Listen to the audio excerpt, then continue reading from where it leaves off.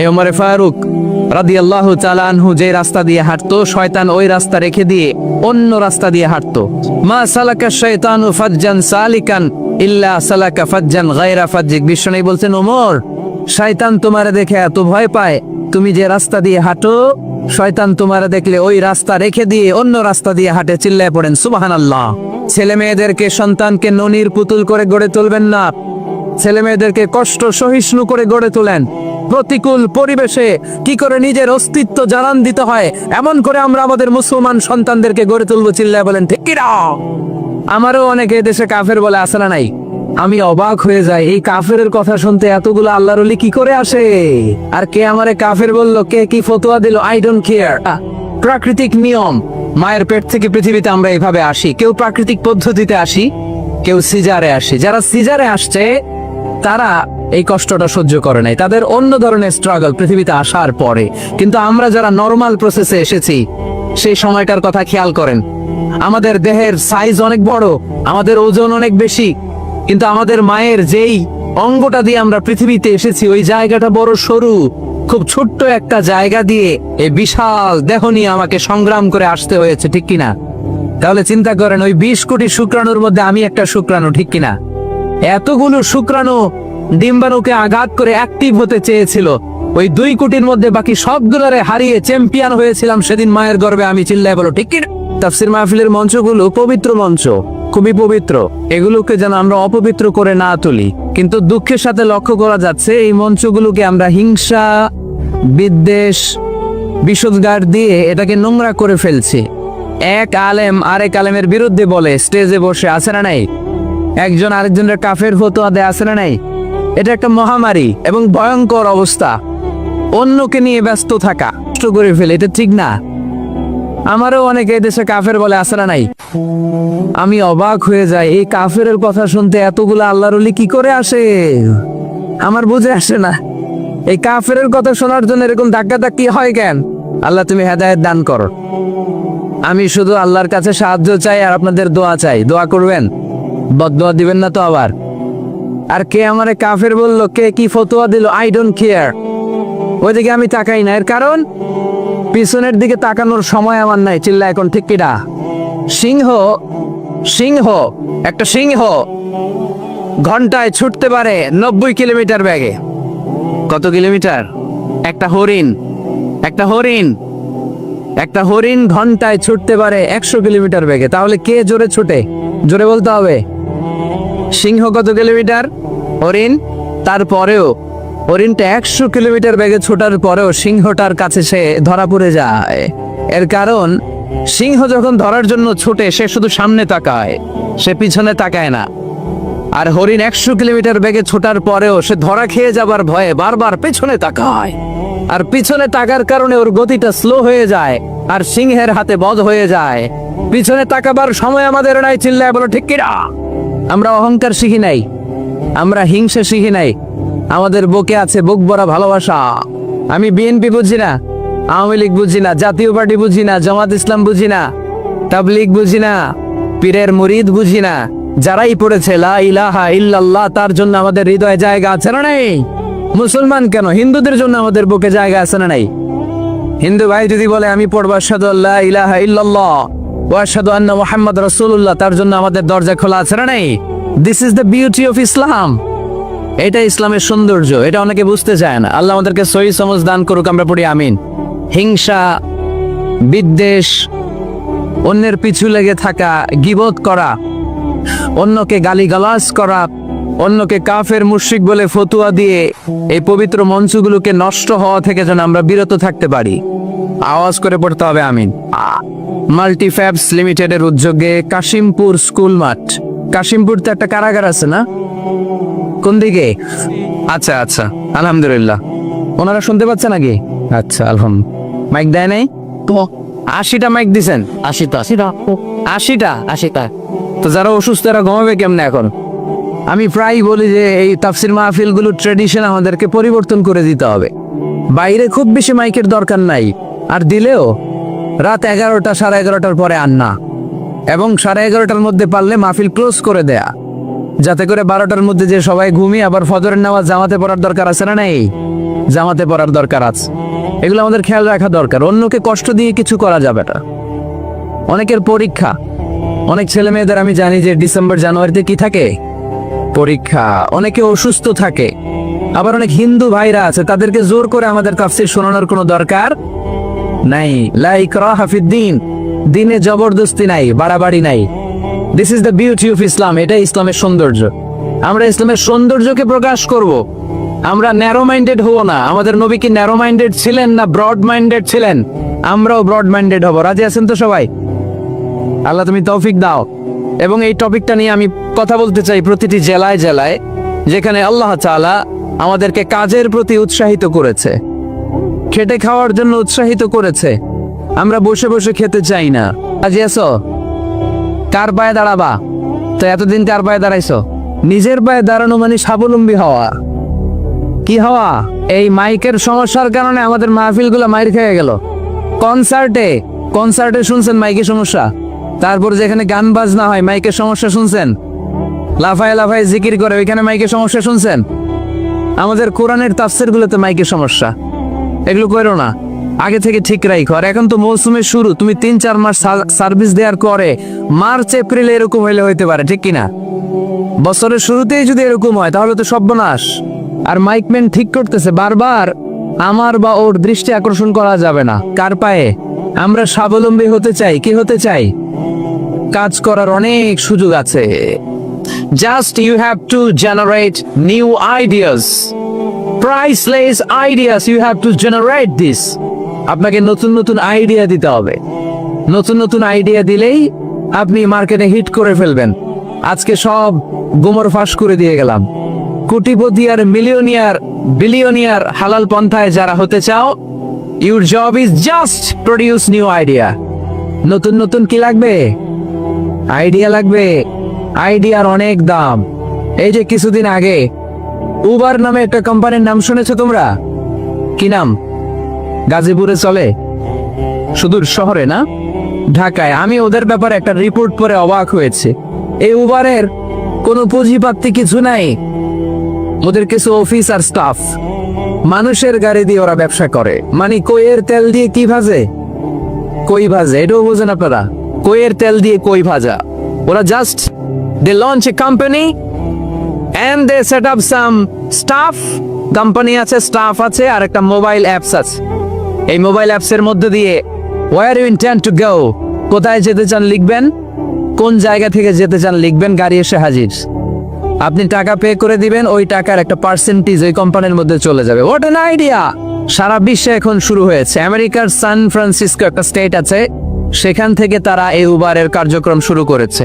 775টা শহরে উবারের এই অপারেশন কার্যক্রম চালু হয়েছে।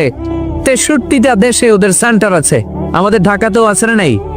আমি অবাক হলাম, 2018 সালে ওদের প্রফিট, ওদের রেভিনিউ হচ্ছে 11.27 billion US dollar, 11.27 billion dollar.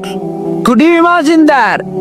আপনি কি কল্পনা করতে পারেন? বসে বসে অন্যের গাড়ি দিয়ে, অন্যের মাল সামান দিয়ে, অন্যকে ঘাটিয়ে কোটি কোটি টাকার ব্যবসা।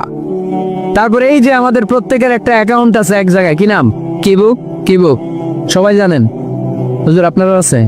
মাশাআল্লাহ। এই যে ফেসবুকের জন্য আমরা খেটে যাচ্ছি, দিন নাই রাত নাই, আমরা যে স্ক্রলিং করছি, লাইক দিচ্ছি, শেয়ার দিচ্ছি, we all are the staff of Facebook. আমরা সবাই ফেসবুকের এমপ্লয়ি, কাজ করে যাচ্ছি। Just idea. এই আইডিয়া দেওয়ার কারণে কোটি কোটি বিলিয়ন ডলারের ওর মালিক বানায় দিছে কে? এজন্য নতুন নতুন আইডিয়ার দরকার আছে না নাই? আমাদের বাংলাদেশের ছেলেদের ভালো আইডিয়া আছে, তার প্রমাণ ওরা বানাইছে উবার, আমরা বানাইছি পাঠাও। আমরা বানাইছি কি? পাঠাও। এ চড়ছেন কারা কারা দেখি? ওরে Allah, all are the smart guys, মাশাআল্লাহ, হাত নামান। পাঠাও তো উবারের চেয়ে আরো দুর্দান্ত আইডিয়া। প্রাইভেট কার যেতে পারে না জ্যামের মাঝখানে, কিন্তু পাঠাও হচ্ছে মোটরসাইকেল রাইড, চিপা দিয়ে চলে যায়। আছে না নাই? তো এরপরে নতুন কি আসবে, এই দায়িত্বটা তোমার মাথা থেকে বের করতে হবে। এই এন্টারপ্রেনারশিপ, নতুন করে উদ্যোগী হতে হবে। এই ভাইয়ের মতো বিলিয়নিয়ার হতে চাও, মিলিয়নিয়ার হতে চাও, you have to generate new ideas. নতুন নতুন আইডিয়াই তোমাকে হালাল পন্থায় বিলিয়নিয়ার বানাতে পারে, ঠিক কিনা? التاجر الصدوق الأمين مع النبيين والصديقين والشهداء والصالحين আমানতদার সত্যবাদী ব্যবসায়ী কিয়ামতের দিন নবীদের সাথে, শাহীদদের সাথে, সিদ্দিকিনদের সাথে, সৎ কর্মশীল ব্যক্তিদের সাথে দাঁড়িয়ে যাবে। চিৎকার করে পড়েন সুবহানাল্লাহ। এজন্য নতুন নতুন যত আইডিয়া আছে এগুলো আমাদের মাথা থেকে বের করতে হবে, তাহলেই আমাদের ব্যবসায় বরকত দিবে কে? সম্মানিত সুধী, তাই বলছিলাম আমরা নিজের পায়ে দাঁড়াতে চাই, আমরা কিছু করে দেখাতে চাই, আমরা স্বাবলম্বী হতে চাই, পরিশ্রম করতে হবে। পরিশ্রমের কোনো বিকল্প নেই। there is no alternative way to struggle. Struggle তোমাকে করতেই হবে। কেউ তোমাকে তোমার জন্য স্পেস তৈরি করে দিবে না।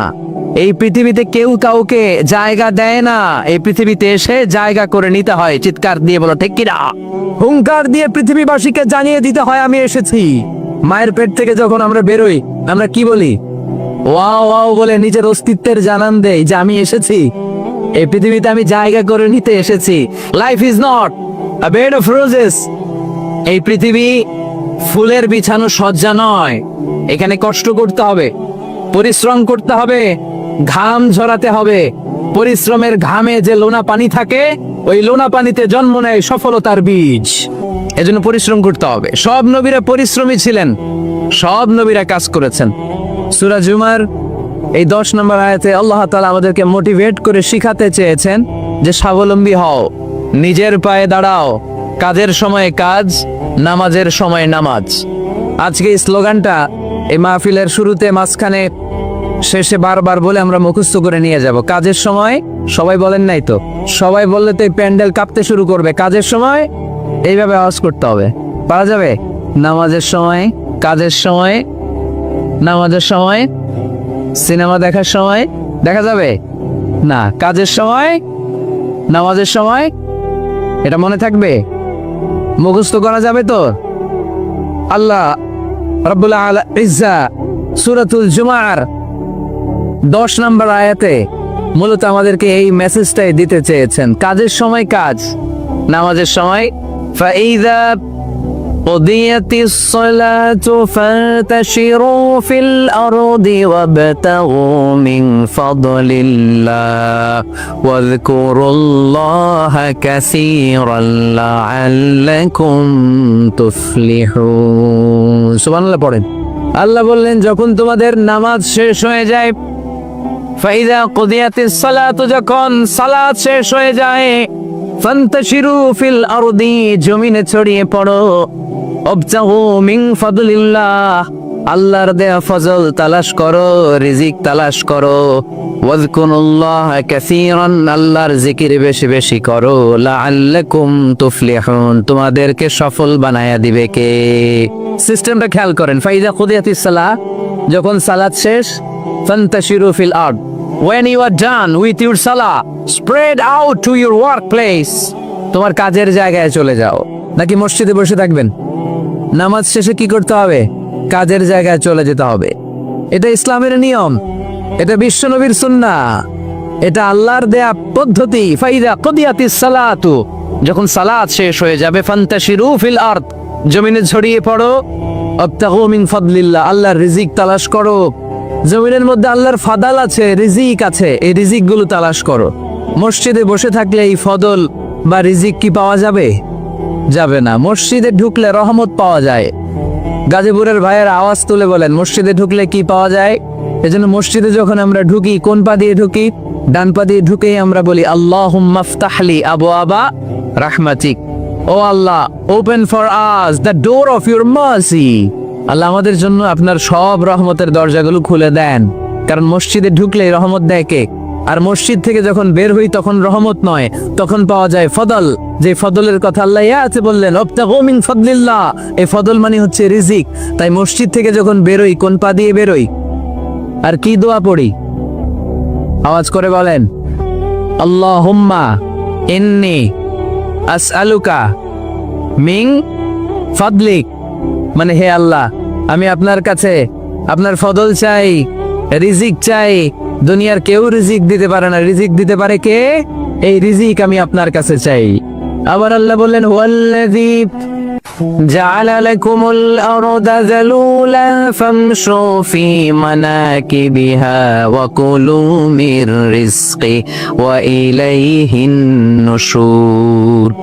তিনি তো এমন সত্তা যিনি তোমাদের জন্য জমিনটারে বানিয়েছেন সাহালাতুল মাসালিক, সহজে হাঁটা যায়, চলা যায়, চারা বীজ রোপণ করা যায়, চাষাবাদ করা যায়।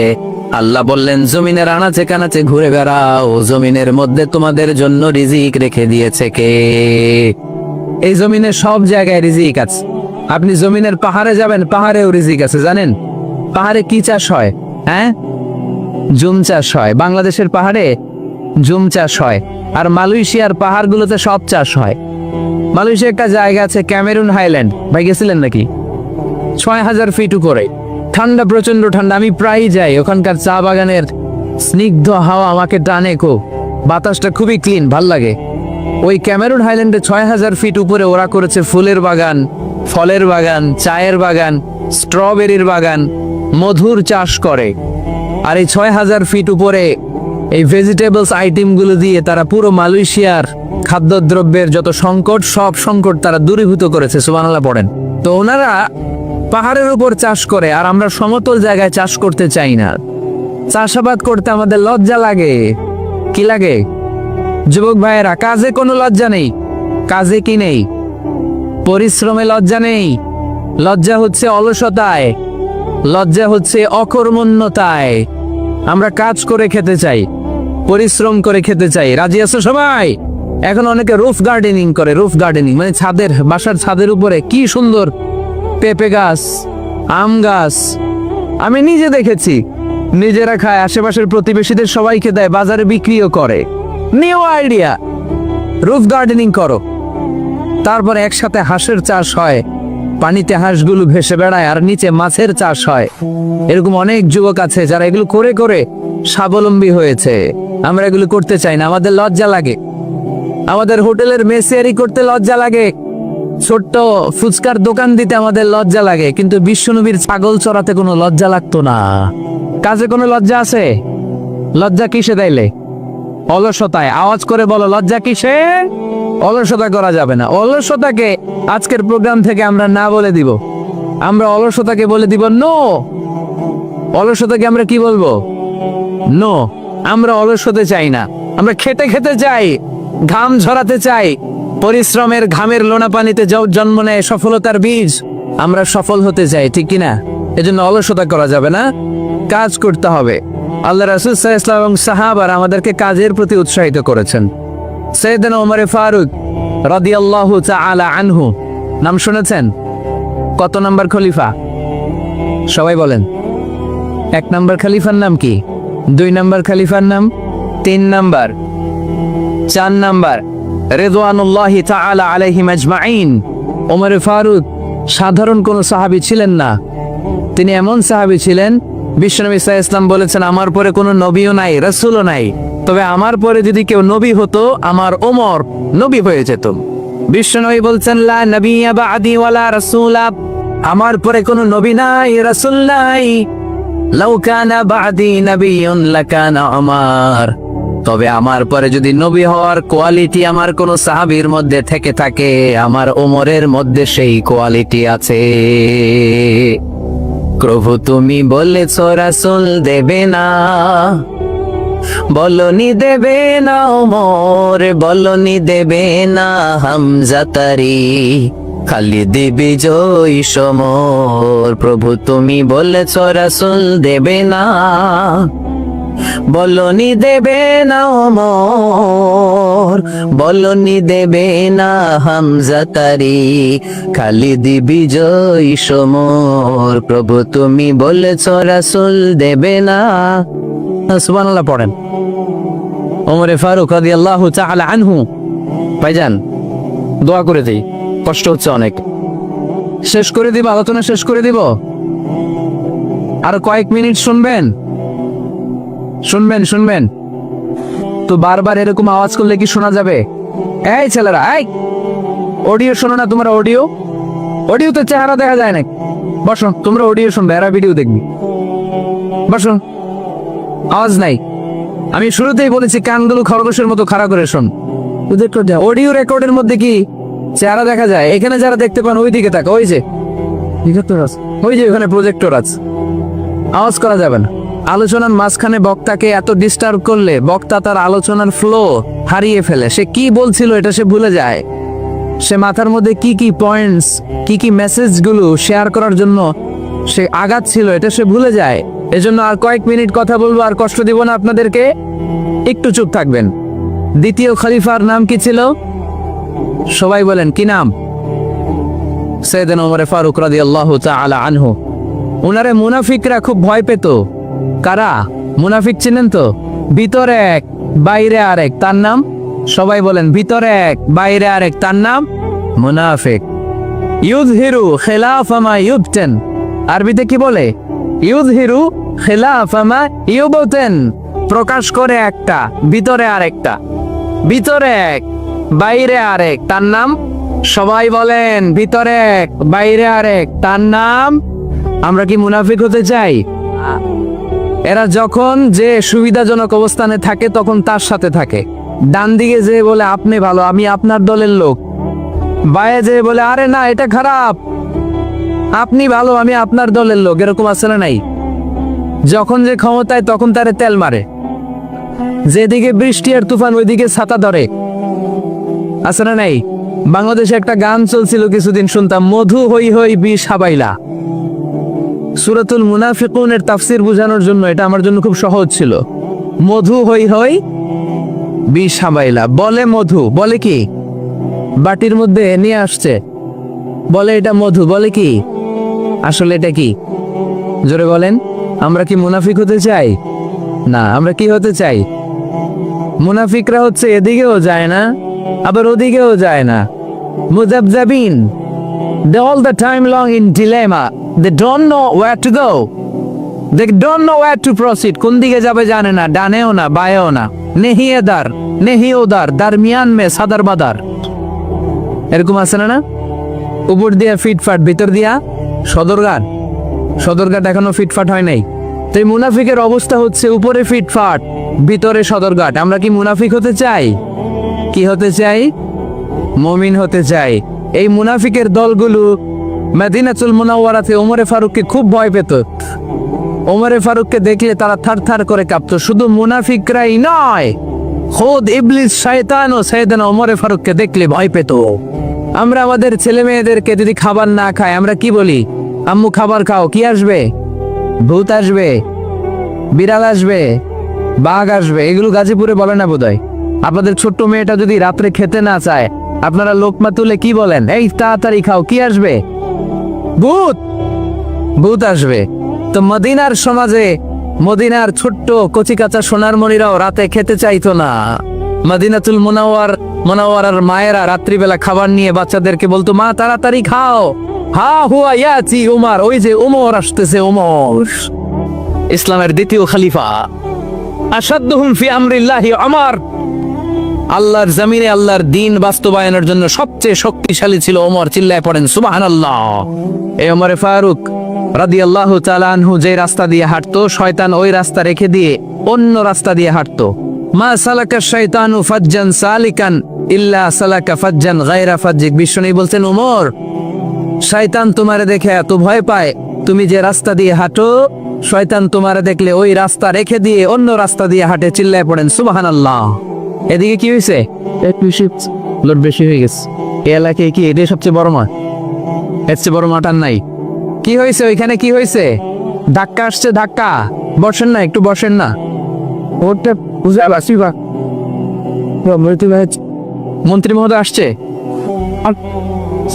মন্ত্রী মহোদয় আসতেছে উনি? মাশাআল্লাহ। উনি তো কষ্ট হয়ে যাবে, তো আসবে কিভাবে এদিক দিয়ে? একটু জিকির করি, লা ইলাহা ইল্লাল্লাহ, লা ইলাহা ইলাহা ইল্লাল্লাহ, মুহাম্মাদুর রাসূলুল্লাহ সাল্লাল্লাহু আলাইহি ওয়াসাল্লাম। সাইয়েদনা ওমর ফারুক মসজিদে নববীর ইমাম। মসজিদে নববীর কি ইমাম? আপনারা শুনতেছেন? এই ছেলেরা বসে যাও, বসে যাও, বসে যাও, বসে যাও। সাইয়েদনা ওমর ফারুক মসজিদে নববীর ইমাম। এদিকে তাকান, আমার দিকে তাকান, আমার দিকে তাকান।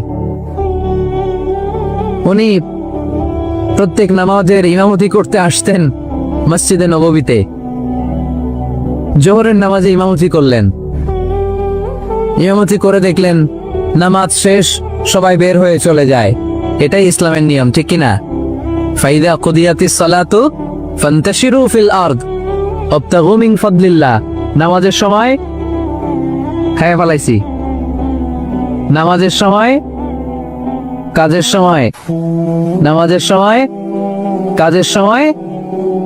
ফাইদা কুদিয়াতিস সালাহ, যখন নামাজ শেষ হয়, ফান্তাশিরু ফিল আরদ, জমিনে ছড়িয়ে পড়ো। এটা ইসলামের আইন।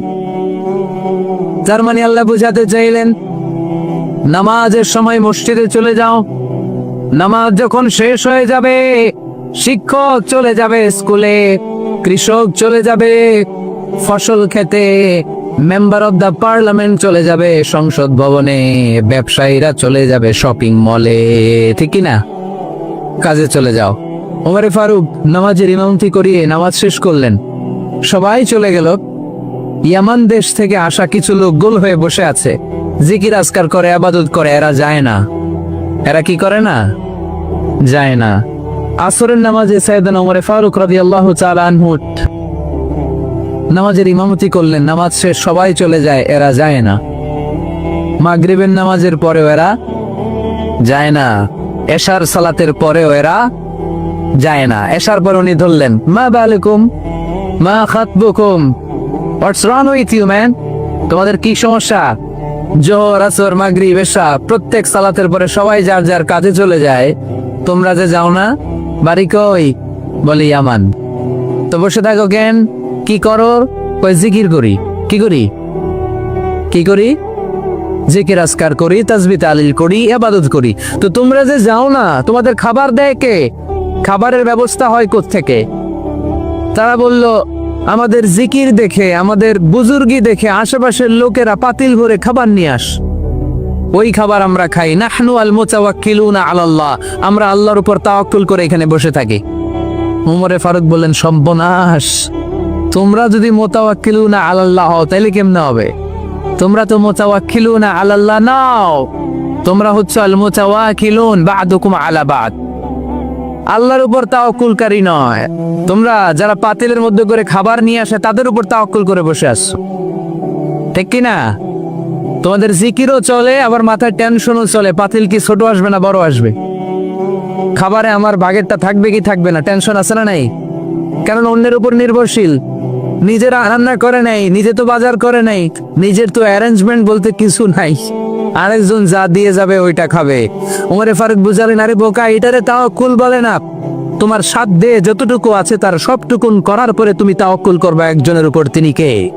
এক সাহাবী বললেন, ইয়া রাসূলুল্লাহ, ইয়া হাবিবাল্লাহ সাল্লাল্লাহু আলাইহি ওয়াসাল্লাম, আমি অনেক দূর থেকে সফর করে এসেছি, এই যে আমার ওটের রশিটা, এটা ছেড়ে দিয়ে যদি আমি ঘুমিয়ে যাই, আল্লাহর উপর তাওয়াক্কুল করি, আমার ওটটা বসে থাকবে নাকি? বিষ্ণু বললেন, না, এটারে তাওয়াক্কুল বলে না। ওটের রশি রেখে দিয়ে ঘুমাইলে তোমার ওট দৌড় দিবে। এ আকিলহা সুম্মা তাওয়াক্কাল আলাল্লাহ, ওটের রশিটা আগে দড়ি দিয়ে ভালো করে গাছের সাথে বাঁধো, তারপরে তাওয়াক্কুল করবে একজনের উপর। তিনি কে? আগে বাঁধতে হবে, তারপরে তাওয়াক্কুল। আগে কাজ করতে হবে, তারপরে তাওয়াক্কুল। এক লোক বড় হুজুরের কাছে দোয়া চাইছে, হুজুর আপনি দোয়া করবেন আল্লাহ যেন আমার একটা ছেলে সন্তান দেয়। কি দেয়? কথা বুঝে নাই বোধ হয়। কি দেয়? ছেলে সন্তান দেয়। তো হুজুর অনেক দোয়া করে দিয়েছে, বড় হুজুর, আল্লাহ তারে তুমি ছেলে সন্তান দিও। তো ছেলে সন্তান হয় নাই। তার পরের বছর এসে আবার হাজির, হুজুর একটু দোয়া করেন আমার জন্য আল্লাহ একটা ছেলে সন্তান দেয়। হুজুর আবার দোয়া করলেন, কিন্তু ছেলে আর হয় নাই। পরের বছর এসে আবার হাজির, হুজুর একটু দোয়া করেন। কি দোয়া করবো বাপ? বলে, হুজুর দোয়া করেন আল্লাহ যেন আমার একটা ছেলে সন্তান দেয়। হুজুর আবার দোয়া করলেন। এর পরের বছর এসে আবার হাজির, কয় হুজুর ছেলে সন্তান। হুজুরকে ঘটনা কি? ঘটনা কি? এর সন্তান হয় না কেন? বললো, বাবা তুমি কি বিয়ে করছো? কয় না। সন্তান হবে কোত্থেকে? আগে তো বিয়ের পর্বটা সার, তারপরে তাওয়াক্কুল করবি কার উপর? বিষ্ণু বললেন, তাহুদু খেমাসান তারুহু বিতানান, পাখিগুলোর মতো যদি সকালবেলা তাওয়াক্কুল করে বের হয়ে যাও, প্রতিটা পাখি, আপনাদের গাজীপুর এলাকায় পাখির বাসা আছে নাকি?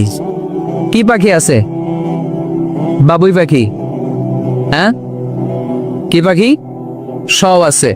তো এই পাখিগুলো এই গাজীপুরের বিভিন্ন গাছপালার উপরে যে নিড় বানিয়েছে বাসা, দেখবেন সকাল বেলায় এই পাখিগুলো আল্লাহর উপর তাওয়াক্কুল করে বের হয়ে যায়। এই পাখিগুলো জানে কোন জায়গায় ওর রিজিক আছে। এই পাখিগুলোর রিজিকের ব্যবস্থা করলো কে? সারাদিন শেষে পাখিগুলো আবার ওদর পূর্তি করে পাখিগুলোরে নিড়ে ফিরিয়ে দেয় কে? জানে না কোথায় খাবার আছে। আমাদের ফ্রিজ আছে, ফ্রিজ, ডিপ ফ্রিজ, 7 দিনের বাজার করে ডিপ ফ্রিজের মধ্যে খাবার রেখে দেই। পাখিদের ডিপ ফ্রিজ আছে নাকি? আমাদের টাকা বেশি ঘরের মধ্যে হয়ে গেলে ব্যাংকের মধ্যে অ্যাকাউন্টে ফেলে দিয়ে আসি। পাখিদের কোনো ব্যাংক অ্যাকাউন্ট আছে নাকি? আহা, তারুহু তাফদু খিমাসান তারুহু বিতানান। সকালবেলা পাখিগুলো কিচির মিচির আল্লাহর জিকির করে বের হয়ে যায়। বিকেলবেলা প্রতিটা পাখির পেটে খাবার দিয়ে আবার ফিরিয়ে দেয় কে? এটার নাম তাওয়াক্কুল। ওমরে ফারুক বললেন, তোমরা যা করছো এটা তাওয়াক্কুল নয়। নামাজের পরে বের হয়ে যাবা, আল্লাহর জমিন যে আবাদ করবা, কৃষি কাজ করবা, ব্যবসা করবা, বাণিজ্য করবা, চাকরি করবা, আবার নামাজের সময় ঘরে আসবা। এর মাধ্যমে তোমার ঘরে যে হালাল রিজিকের ব্যবস্থা আল্লাহ করে দিবে, এটার নাম হলো তাওয়াক্কুল। পড়েন সুবহানাল্লাহ। গোটা জমিনটা আমাদের, গোটা জমিন আমাদের জন্য আল্লাহ দিয়েছেন। যেখানে যাবেন রিজিকের ব্যবস্থা আছে না নাই? আপনাদেরকে শোনাইছি না যে বাংলাদেশের পাহাড়ে কি চাষ হয়? ওখানে জুম রেখেছে আল্লাহ। মালয়েশিয়ার ক্যামেরন হাইল্যান্ডে আল্লাহ ফলের বাগান, ফুলের বাগান রেখেছে। আবার আপনি সাগরের মধ্যে নামলে রিজিক আছে না নাই? কি আছে? মাছ। সুবহানাল্লাহ কইবেন না? ولقد كرمنا بني آدم فحملناهم في البر والبحر ورزقناهم من الطيبات। রব্বুল আলামিন বলেন, আমি পুরো বনি আদমকে সম্মানিত করেছি। জলে স্থলে সব জায়গায় মানব জাতিকে বিচরণের সুযোগ করে দিয়েছি। আর মানুষের জন্য আমি আল্লাহ হালাল রিজিকের ব্যবস্থা করেছি। সুবহানাল্লাহ পড়েন। হালাল রিজিকের ব্যবস্থা আল্লাহ করেছেন। এজন্য everyone should be energetic, everyone should be active. আমাদেরকে অ্যাক্টিভ হতে হবে, এনার্জেটিক হতে হবে। শ্রম করে করে, কষ্ট করে করে আমাদেরকে আগাতে হবে। স্রষ্টা আমাদেরকে একটা যুদ্ধে ঠেলে দিয়েছেন, সংগ্রাম করে করে আমাদেরকে বেঁচে থাকতে হয়, ঠিক কিনা? এই জমিনে যখন আমরা এসেছি তখনই আমি সংগ্রাম করেছি। বিশ্বাস করেন, একজন স্বামীর 1 ফোঁটা বীর্যের মধ্যে যদি 20 কোটি শুক্রাণু না থাকে, কয় কোটি? আরো জোরে, 20 কোটি শুক্রাণু যদি না থাকে, 20 কোটি বা 2 কোটি শুক্রাণু যদি না থাকে, তাহলে ওই শুক্রাণু থেকে কোনো মানব সন্তান মায়ের পেটে জন্ম নেয় না। তাহলে চিন্তা করেন, ওই 20 কোটি শুক্রাণুর মধ্যে আমি একটা শুক্রাণু, ঠিক কিনা? এতগুলো শুক্রাণু ডিম্বাণুকে আঘাত করে অ্যাক্টিভ হতে চেয়েছিল। ওই 2 কোটির মধ্যে বাকি সবগুলোরে হারিয়ে চ্যাম্পিয়ন হয়েছিলাম সেদিন মায়ের গর্ভে। আমি চিল্লায় বলো ঠিক কিনা? সেদিন আমার হাত ছিল না, সেদিন আমার পা ছিল না, আমার চোখ ছিল না, আমার রেসপিরেটরি সিস্টেম ছিল না, আমার ব্রেন সচল ছিল না, আমার মামা ছিল না, আমার দাদা ছিল না, আমার গায়ে শক্তি ছিল না। ওই কঠিন পরীক্ষায় যদি 2 কোটি কম্পিটিটরকে আমি হারিয়ে বিজয় লাভ করতে পারি, এই জমিনের বুকেও আমার কেউ হারাতে পারবে না। চিল্লায় বলো ঠিক কিনা? আমরা এসেছি বিশ্বকে জয় করার জন্য, জয় করার জন্য। আবার যখন মায়ের পেট থেকে বের হই, তখন আমাকে সংগ্রাম করে বেরোতে হয়। এইখানে তোমরা আমার ছোট্ট সোনামণিরা সিজারে হইছো কারা কারা? দেখি সিজারে, যে হুজুর আমি সিজারে পৃথিবীতে এসেছি। হাত তোলো। কয়েকজন হাত তুলছে, মাশাআল্লাহ। ঠিক আছে, অসুবিধা নেই, হাত নামাও। এটা একটা প্রাকৃতিক নিয়ম। মায়ের পেট থেকে পৃথিবীতে আমরা এইভাবে আসি। কেউ প্রাকৃতিক পদ্ধতিতে আসি, কেউ সিজারে আসি। যারা সিজারে আসছে তারা এই কষ্টটা সহ্য করে নাই, তাদের অন্য ধরনের স্ট্রাগল পৃথিবীতে আসার পরে। কিন্তু আমরা যারা নরমাল প্রসেসে এসেছি, সেই সময়টার কথা খেয়াল করেন। আমাদের দেহের সাইজ অনেক বড়, আমাদের ওজন অনেক বেশি, কিন্তু আমাদের মায়ের যেই অঙ্গটা দিয়ে আমরা পৃথিবীতে এসেছি, ওই জায়গাটা বড় সরু। খুব ছোট্ট একটা জায়গা দিয়ে এই বিশাল দেহ নিয়ে আমাকে সংগ্রাম করে আসতে হয়েছে, ঠিক কিনা? এবং এটা ল্যাবরেটরিক্যালি প্রুভড, সায়েন্টিফিক্যালি অ্যাটাস্টেড যে এটা একজন বাচ্চার জন্য, নবজাতক নিউ বর্ন বেবির জন্য খুবই স্বাস্থ্যকর, খুবই হেলদি। কারণ এই ছোট্ট জায়গাটা দিয়ে, মায়ের ওই ছোট্ট অঙ্গ দিয়ে আমরা যে পৃথিবীতে আসি, আমাদেরকে একটা চাপ সহ্য করতে হয়। ওই চাপের কারণে আমার নাকের ভেতরে, কানের ভেতরে যে ধরনের দূষিত গ্লিসারিন আছে, পদার্থ আছে, এগুলো সব বের হয়ে যায়। আর এই প্রচন্ড চাপটা আমাদের দেহটাকে কর্ম সহিষ্ণু হয়ে গড়ে তুলতে সাহায্য করে। কোন সুবহানাল্লাহ। নিয়ে আসেন এখানে, নিয়ে আস শেষের দিকে। এভিডেভিট নাই না, পরে হবে। তাহলে আপনারা দায়িত্ব নিয়ে এভিডেভিট করবেন, শুধু শাহাদা পড়বে আমার হাতে। ঠিক আছে, ফাইন। সেই দিন আমরা স্ট্রাগল করে পৃথিবীর বুকে এসেছিলাম। যেদিন মায়ের পেট থেকে যুদ্ধ করে আমাকে পৃথিবীতে আসতে হয়েছে, ওই দিন আমার কান ছিল, এখনকার মতো কানের শক্তি ছিল, এখন যে হাতে শক্তি, ওই শক্তি ছিল। ওই কঠিন পরিস্থিতিতে যদি আমি সংগ্রাম করে টিকে থাকতে পারি, বর্তমান সময়ে আমাদেরকে কেউ আটকায় রাখতে পারবে না, পারবে না। ইন্নাকা কাদিহুন ইলা রাব্বিকা কাদআন ফামুলাকি। আল্লাহ বললেন, ও বনি আদম, তোমাকে কষ্ট করতে করতে আমার কাছে আসতে হবে। আবার আল্লাহ বললেন, লাকাদ খালাকনাল ইনসানা ফি কাবাদ। আমি বনি আদমকে, দুনিয়ার সবগুলো মানুষকে কর্মসহিষ্ণু করে তৈরি করেছি। সুবহানাল্লাহ বলেন। কর্মসহিষ্ণু, আমাদের এক একজন মানুষ যে আমরা কতটা কষ্ট আর ধৈর্য সহ্য করতে পারি, আপনি কল্পনাও করতে পারবেন না।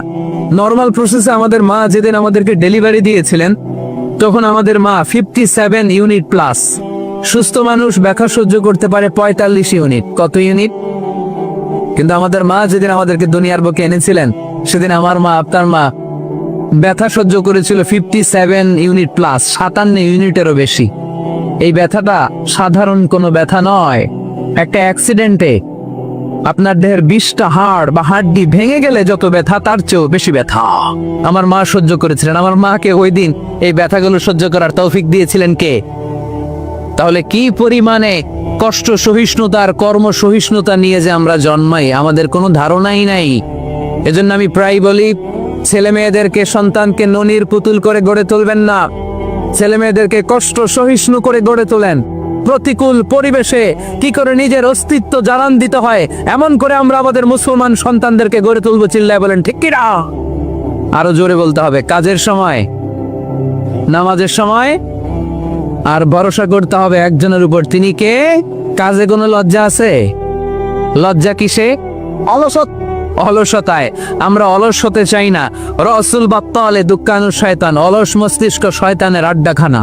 আমরা নিজের পায়ে দাঁড়াতে চাই, আমরা স্বাবলম্বী হতে চাই, আমরা সাস্টেইনেবল ডেভেলপমেন্ট গোলের পক্ষে, আমরা মিলেনিয়াম ডেভেলপমেন্ট গোলের পক্ষে, আমরা বাংলাদেশকে উন্নতির শিখরে নিয়ে যাওয়ার পক্ষে। চিল্লায় বলেন ঠিক কিনা?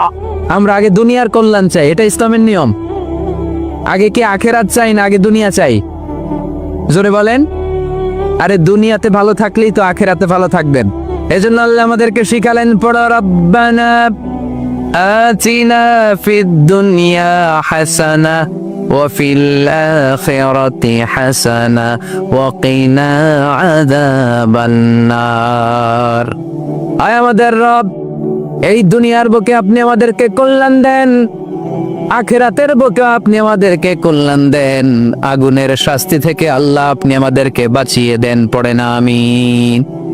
তাহলে আগে দুনিয়া, তবে দুনিয়াকে হৃদয়ে স্থান দেয়া যাবে না। দুনিয়াকে বশ করে হাতে নিব, কিন্তু হৃদয়ে থাকবে আখিরাত। জোরে বলতে হবে ঠিক কিনা? নিজ হাতে উপার্জিত সম্পদের চেয়ে শ্রেষ্ঠ কোনো সম্পদ আর হতে পারে না। আমার দিনমজুর ভাইয়েরা, কুলি মজুর ভাইয়েরা, রিক্সাওয়ালা ভাইয়েরা, ফ্যাক্টরি ওয়ার্কার যারা, আপনার আল্লাহর কাছে অনেক সম্মানিত। আপনাদের উপার্জন হালাল। আপনাদের এক পা এমনি জান্নাতে ঢুকে আছে।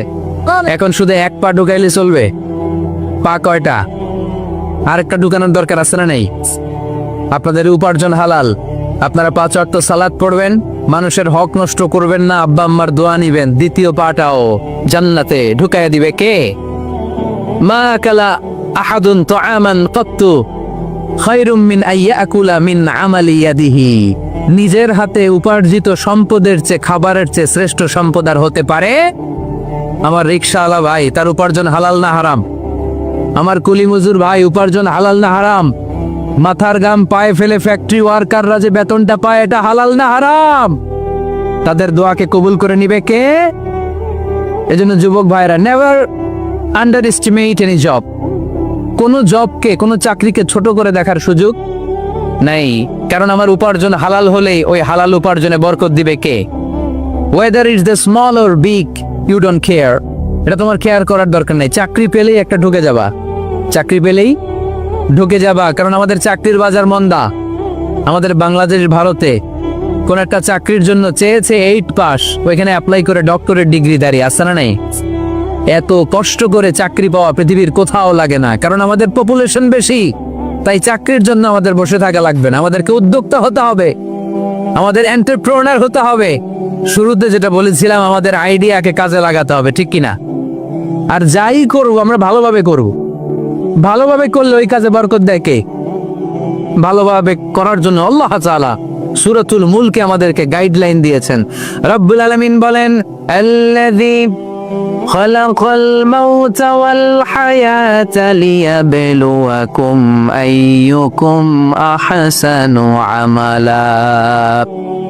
তিনি এমন সত্তা, যিনি তোমাদের তৈরি করেছেন, জীবন আর মৃত্যুকে তৈরি করেছেন এই জিনিসটা পরীক্ষা করবার জন্য, তোমাদের মধ্য থেকে কে ভালোভাবে কাজ করে। সুবহানাল্লাহ। কে বেশি আমল করে, আল্লাহ এটা বলছে, নাকি কে ভালো আমল করে? কথা কি বুঝতেছেন? যদি বেশি আমল করার কথা আল্লাহ বলতো, তাহলে এই আয়াতটা হতো লিয়াবলুয়াকুম আইয়ুকুম আকসারু আমালা। কিন্তু আল্লাহ কি এই আয়াতে আকসারু আমালা বলেছে? আলেম যারা আছেন তারা আমার সাথে সাথে বলেন, আল্লাহ কি আকসারু আমালা বলেছে? আল্লাহ কি বলেছে? লিয়াবলুয়াকুম আইয়ুকুম আহসানু আমালা, কে ভালো করে কাজ করে উইথ প্রফেশনালিজম। আপনি যেটাই করেন না কেন, আপনাকে প্রফেশনালিজমের সাথে করতে হবে, তাহলে ওই কাজে বরকত দিবে কে? ছোট হোক বড় হোক, এটা কোনো সমস্যা? যাই করি না কেন, কিভাবে করব? ভালোভাবে। আওয়াজ করে বলেন, কিভাবে করব? যে কোনো কাজ করো না ভাই, যে কোনো কাজ করো, তা যেন হয় সবার চেয়ে সবচেয়ে সুন্দর। যে কোনো কাজ করো না ভাই, যে কোনো কাজ করো, তা যেন হয় সবার চেয়ে সবচেয়ে সুন্দর।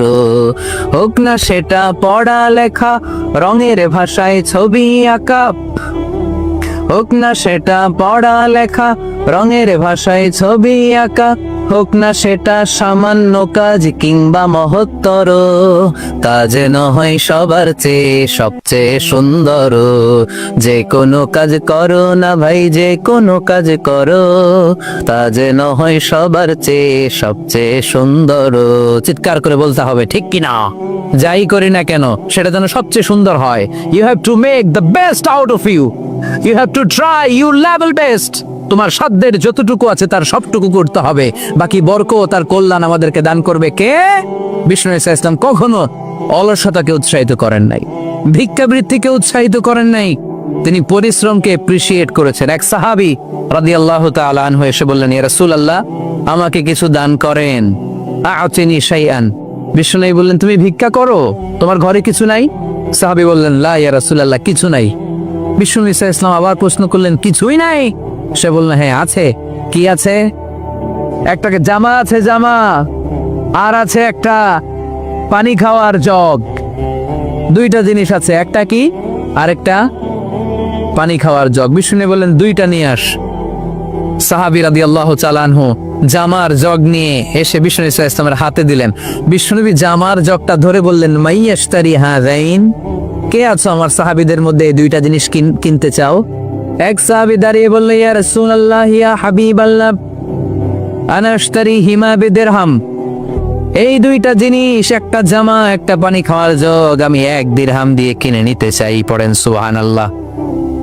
বিশ্বনবী বললেন, 1 দিরহাম তো কম হয়ে যায়, 1 দিরহামের চেয়ে বেশি দিয়ে কেনার মতো যদি কেউ থাকে একটু হাত তোলো। মাইয়াজিদু আলা যালিক, এর চেয়ে বেশি দাম দিয়ে কেনার মতো কেউ আছো নাকি? আরেক সাহাবী হাত তুলে বললেন, ইয়া রাসূলুল্লাহ, ইয়া হাবিবাল্লাহ, আশতারিহিমা বিদিরহামাইন, আমি 1 দিরহাম নয়, আপনার সম্মানে 2 দিরহাম দিয়ে জিনিসগুলো কিনে নিতে চাই। 2 দিরহাম। বিষ্ণু বললেন, ওকে ফাইন, ডান, 2 দিরহামে বিক্রি হয়ে যাবে। দিয়ে দেওয়া হলো। 2 দিরহাম নিয়ে বিষ্ণু ইসলাম ওই আগন্তুক ভিক্ষুক সাহাবীর হাতে দিয়ে বললেন, যাও, 1 দিরহাম দিয়ে তোমার পরিবার পরিজনদের জন্য খাবার কিনে নিয়ে যাও। আরেক দিরহাম দিয়ে একটা কুঠার কিনে নিয়ে আস। কি কিনে নিয়ে আসো? সবাই বলেন। কুঠার চিনেন আপনারা? কুঠার দিয়ে কি করে? গাছ কাটে। ওই সাহাবী আরেক দিরহাম দিয়ে একটা কুঠার কিনে নিয়ে আসতেন। বিশ্বনবী সাল্লাল্লাহু আলাইহি ওয়াসাল্লাম নিজ হাতে ওই কুঠারের একটা হাতল লাগাই দিলেন। সুবহানাল্লাহ পড়তে পারলেন না মজা করে? হাতল ছাড়া কুঠার ধরা যায়? ধরা যায় না। বিশ্বনবী কাঠের একটা হাতল লাগাই দিলেন। এই হাতলটা দিয়ে বিশ্বনবী বললেন, try to imagine the attitude of the last messenger Muhammad sallallahu.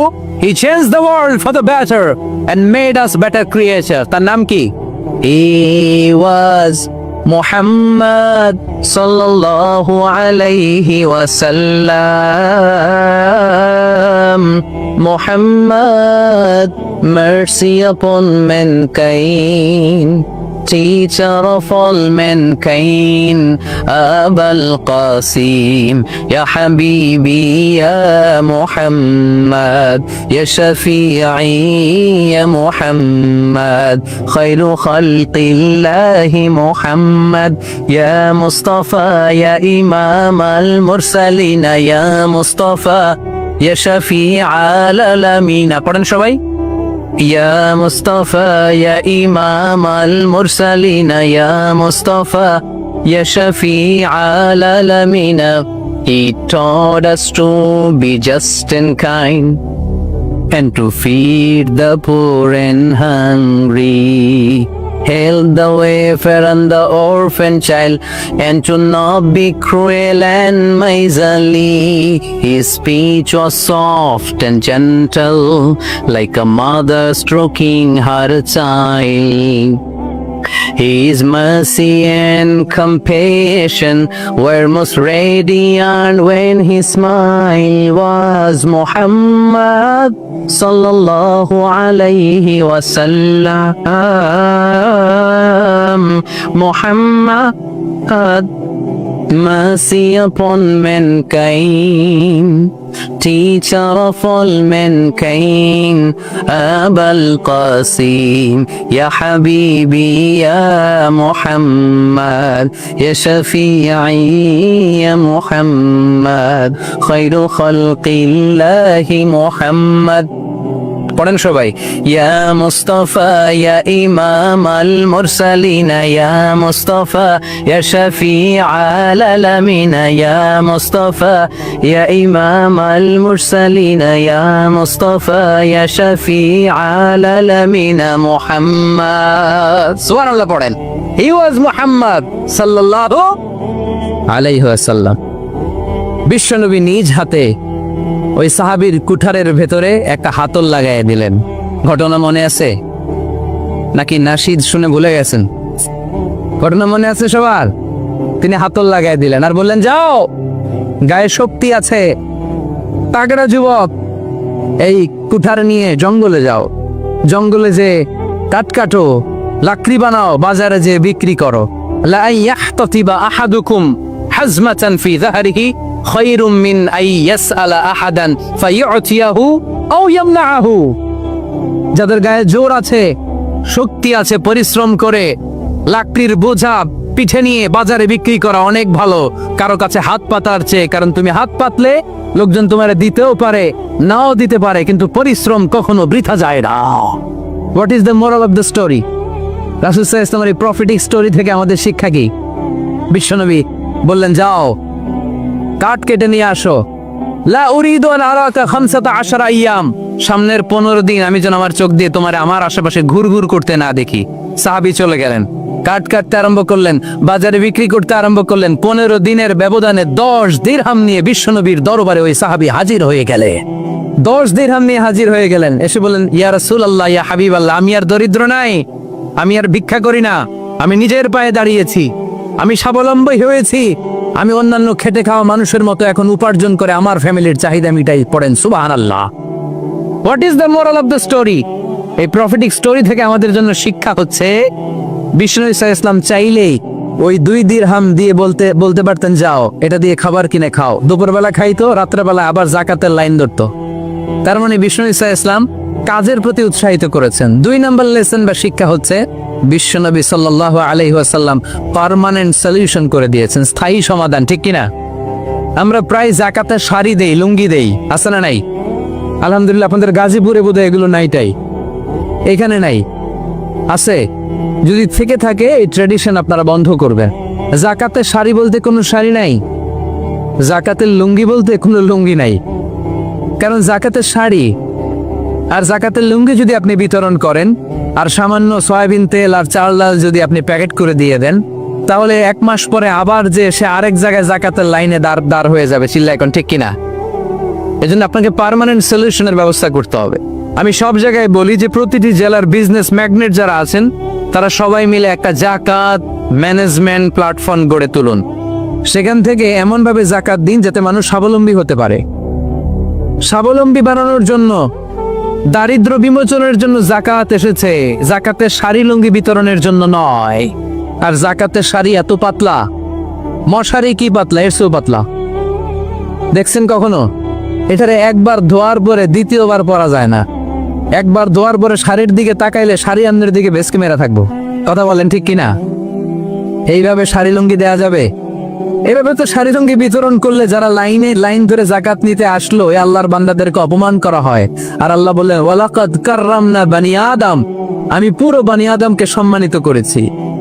ফেরেশতার সম্মান বেশি না মানুষের? বুঝা শোনা বললেন কারা? তুমি মাটির আদমকে প্রথম সৃষ্টি করিয়া ঘোষণা করিয়া দিলে শ্রেষ্ঠ বলিয়া, তাই তো নূরের ফেরেশতা করে আদমকে সেজদা। সুবহানাল্লাহ পড়েন। তাই তো নূরের ফেরেশতা করে আদমকে সেজদা, সবার চেয়ে সম্মান দিলে মাটির আদমকে। পড়েন আল্লাহু আল্লাহু তুমি জাল্লে জালালুহু, শেষ করা তো যায় না গে তোমার গুণগান। আল্লাহু আল্লাহু, সুবহানাল্লাহ পড়েন। আহা, মানুষের মর্যাদা সবচাইতে বেশি। এজন্য জাকাত যারা নিতে আসে তাদেরকে অপমান করা যাবে না। এর কারণ জাকাত দিয়ে আপনি কোনো করুণা করেননি, বরং ওরা জাকাত নিয়ে আপনাকে এই ফরজ ইবাদত করার সুযোগ করে দিয়ে আপনার প্রতি করুণা করে গিয়েছে। আওয়াজ করে বলেন ঠিক কি না? অনেকে মনে করে আমি জাকাত দেয় আমি মনে দয়া করছি, আমি মনে হয় করুণা করছি। আচ্ছা, যারা গরিব ওরা যদি জাকাত না নেয় ওর সমস্যা আছে? নিমু না জাকাত, কিন্তু আমি যদি বলি দিমু না, আমার খবর আছে না নাই? আমার জন্য দেয়া ফরজ, ওর জন্য নেয়া ফরজ না। তাই আমি দিয়ে করুণা করিনি, ও আমার কাছ থেকে জাকাত নিয়ে জাহান্নামের আগুন থেকে আমাকে বাঁচিয়ে ও আমাকে দয়া দেখিয়েছে। এজন্য জাকাত দারিদ্র বিমোচনের জন্য। কিভাবে জাকাত দিবেন? আপনি জাকাতের টাকা দিয়ে খেয়াল করবেন, একটু ক্রস চেক করে নিতে হবে, ডবল চেক করে নিতে হবে। যেই ফ্যামিলিতে জাকাত দিবেন কর্মক্ষম উপার্জনের মতো করতে পারে এরকম ছেলে আছে কিনা, থাকে ওর একটা অটো রিক্সা কিনে দেন, সিএনজি কিনে দেন, ওই সিএনজি চালিয়ে ওর ফ্যামিলিটা দিব্যি চলে যাবে, ঠিক কিনা? ওর একটা অস্ট্রেলিয়ান গাভী কিনে দেন, ওই গাভীর দুধ বিক্রি করে ফ্যামিলিটা স্বাবলম্বী হয়ে যাবে, ঠিক কিনা? লক্ষ্মীপুরে আমি ওয়াজ করলাম, বললো হুজুর আমরা এভাবে একটা জাকাত ম্যানেজমেন্ট প্ল্যাটফর্ম গড়ে তুলেছি। এখানে আমরা টাকা জমিয়ে আমাদের এলাকার যে সমস্ত ছেলেগুলো কর্মক্ষম, তাদের ঘরে টাকা পয়সা নাই, আমরা জাকাতের টাকা দিয়ে ওদেরকে প্রবাসী বানিয়ে দেই, বিদেশে পাঠিয়ে দেই। ওর কষ্ট অর্জিত সম্পদ দিয়ে ওর ফ্যামিলি এখন দেদারসে চলছে, কোনো জাকাতের লাইনে যে তারা নিজেদেরকে আর অপমান বোধ করছে না। এইভাবে জাকাত দিতে হবে। দিলটার একটু খোলেন, হাতটার একটু খোলেন, তাহলে হৃদয়টারে খুলে দিবে কে? দে জাকাত, দে জাকাত তোরা দে রে জাকাত, দে জাকাত, দে জাকাত তোরা দে রে জাকাত, তোর দিল খুলবে পরে আগে খুলু খাত, দে জাকাত, দে জাকাত তোরা দে রে জাকাত। পড়েন আমিন। এই জাকাতের মাধ্যমে আমরা আমাদের বাংলাদেশকে স্বাবলম্বী করতে চাই। রাজি আছেন সবাই? সংঘবদ্ধ প্রচেষ্টায় জাকাত আদায় করতে রাজি আছেন? বিশ্বনবী সাল্লাল্লাহু আলাইহি ওয়াসাল্লাম চাইলেই 2 দিরহাম দিয়ে বিদায় করে দিতে পারতেন, কিন্তু বিশ্বনবী সাল্লাল্লাহু আলাইহি ওয়াসাল্লাম তাকে কাজের প্রতি উৎসাহিত করলেন, পার্মানেন্ট সলিউশন দিলেন। এজন্য অলসতার সাথে ইসলামের কোনো সম্পর্ক আছে? আওয়াজ করে বলেন, অলসতার সাথে সম্পর্ক আছে? অলসতাকে যেন আজকে আমরা কি বলে দিছিলাম ভুলে গেছি। আরো জোরে, অলসতাকে আজকে আমরা নো বলে দিচ্ছি। আমরা কর্মক্ষম। আরে অলস তো হয় মুনাফিকেরা, অলস হয় কারা? وإذا قاموا إلى الصلاة قاموا كسالى يراءون الناس ولا يذكرون الله إلا قليلا সুবহানাল্লাহ পড়েন। মুনাফিকরা যখন নামাজে দাঁড়ায় অলস হয়ে দাঁড়ায়, সোজা হয়ে দাঁড়ায় না। মসজিদে নববীর কাতারগুলোর মধ্যে মুমিনদের সাথে যখন মুনাফিকেরা দাঁড়াতো, অলসের মতো দাঁড়াতো, দেয়ালের মধ্যে হেলান দিয়ে দাঁড়াতো। এরকম আছে না অনেকে অলস। কিন্তু আমরা যারা মুমিন, আমরা নামাজে দাঁড়ালে কি আমাদের হৃদয়ে অলসতা আসে নাকি হৃদয়টা সজীব হয়ে ওঠে?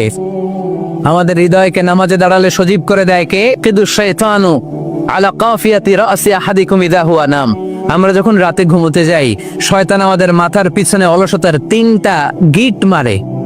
কি মারে? এই যে রশি দিয়ে এরকম বাঁধে, যে এটারে গাজীপুরে আপনারা কি বলেন? গিট্টু।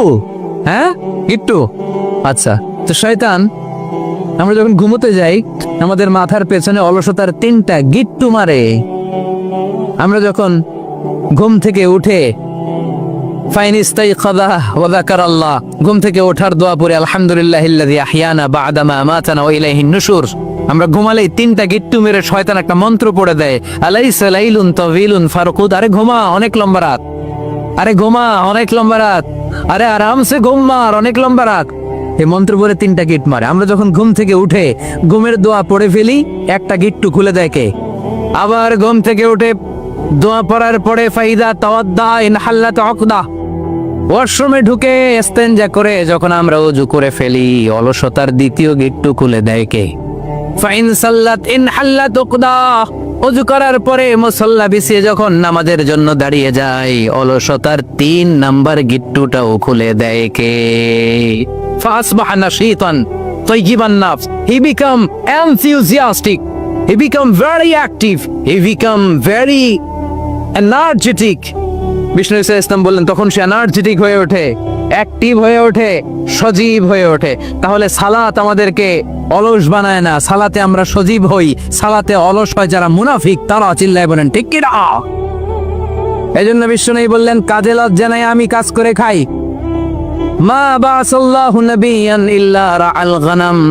বুখারীর বর্ণনায় বিশ্বনবী বললেন পৃথিবীর বুকে এমন কোন নবী নাই যেই নবীকে দিয়ে আল্লাহ ছাগল চড়ায় নাই। সুবহানাল্লাহ পড়েন। মা বাসাল্লাহু নাবিয়ান ইল্লা রাআল গানাম, ছাগল চড়ায় নাই এমন কোন নবী পৃথিবীতে আসে? সাহাবারা বললেন ইয়া রাসূলুল্লাহ, বলেন কি? আপনিও আপনিও আপনিও ছাগল চড়িয়েছেন? বিষ্ণু বললেন নাম নাম, আমিও। ওয়া ইন্নী কুনতু আরআহা আলা কারারিতি আহলি মক্কা, আমি তো অল্প কিছু পারিশ্রমিকের বিনিময়ে মক্কা শহরের লোকদের ছাগলগুলো চড়িয়ে দিতাম। সুবহানাল্লাহ বলতে অনেক কষ্ট হয়েছে। বিশ্বনবী ছাগল চড়িয়ে খেতেন। কি নবী ছিল আমার! আহা, এত সুন্দর মানুষ, এত পরিচ্ছন্ন মানুষ, ছাগল চড়াতেন। অহংকার করতেন না, বিশ্বনবীর অহংকার ছিল না। সুবহানাল্লাহ পড়েন। শুধু কি বিশ্বনবী, সব নবীকে দিয়ে আল্লাহ ছাগল চড়িয়েছেন। কারণ ছাগল হচ্ছে খুব টেরা একটা প্রাণী, তাই না? ছাগল এত টেরা, ছাগলের গলার রশি ধরে যদি আপনি ডানে টান দেন, এটা কোন দিকে যাবে? বায়ে টান দিলে, সামনে টানলে, পিছনে টানলে পারা যায় কিছু? ভাবলেন সারা সপ্তাহ ব্যস্ত থাকে, আজকে আমার ছুটি, আমিও গোসল করি, এটারও গোসল করাই। রশি ধরে আপনি পুকুরে নামাবেন, এটা ওর বাপের কিরা এমনি দাঁড়াবে, ঠিক কিনা? ওরে টেনে নামানো যায় না। এর কারণ ওর নাম কি? কথা কয় না। এজন্য আমরা বলি পাগলে কি না কয়, ছাগলে কি না খায়। ও বুঝে না তো, ওর ভালো চাইলে ও বুঝতে চায় না। আল্লাহ বুঝাতে চাইলেন নবীরা ছাগল চড়াও, সবচেয়ে টেরা প্রাণী। ছাগল চড়ায় তোমাদেরকে ট্রেনিং পিরিয়ড শেষ করছি, কারণ এরপরেও ছাগলের চেয়ে আরেকটা টেরা প্রাণী আছে, মানব জাতি, এদেরকে চড়াইতে হবে। যদিও মানুষ আশরাফুল মাখলুকাত, কিন্তু মানুষের মধ্যে ছাগলের চেয়ে টেরা কিছু আছে না নাই? উলাইকা কাল আনআম বাল হুম আদাল, এরা ছাগল নয়, এগুলো ছাগলের চেয়ে নিকৃষ্ট। চিল্লায় বলেন ঠিক কি না? এমন কোন নবী নাই যেই নবী ছাগল চড়ায় নাই। সুবহানাল্লাহ পড়তে হবে। সব নবীরা কাজ করে খেয়েছেন। সাইয়েদনা আদম আলাইহিস সালাম, ইব্রাহিম আলাইহিস সালাম চাষাবাদও করেছেন। সাইয়েদনা মুসা আলাইহিস সালাম চাষ করেছেন। দাউদ আলাইহিস সালাম নিজ হাতে বর্ম বানিয়েছেন, ছুরি বানিয়েছেন। আওয়াজ করে পড়েন সুবহানাল্লাহ। তাহলে কাজে কোনো লজ্জা আছে? লজ্জা কিসে? আর আজকের মাহফিল থেকে অলসতাকে আমরা কি বলে দিয়েছি? কাজের সময়, নামাজের সময় কাজে কোনো লজ্জা নেই। বিশ্বনবী সাল্লাল্লাহু আলাইহি ওয়াসাল্লাম কাজ করে খেতে বলেছেন। প্রিয় ভাইয়েরা, বেশিরভাগই এখানে ফ্যাক্টরি ওয়ার্কার। আপনারা হাত তুলে আমাকে জানান দিয়েছেন শুরুতে। কর্মজীবী মানুষদেরকে বিশ্বনবী এত ভালোবাসতেন, মেহনতি মানুষদেরকে এত পছন্দ করতেন।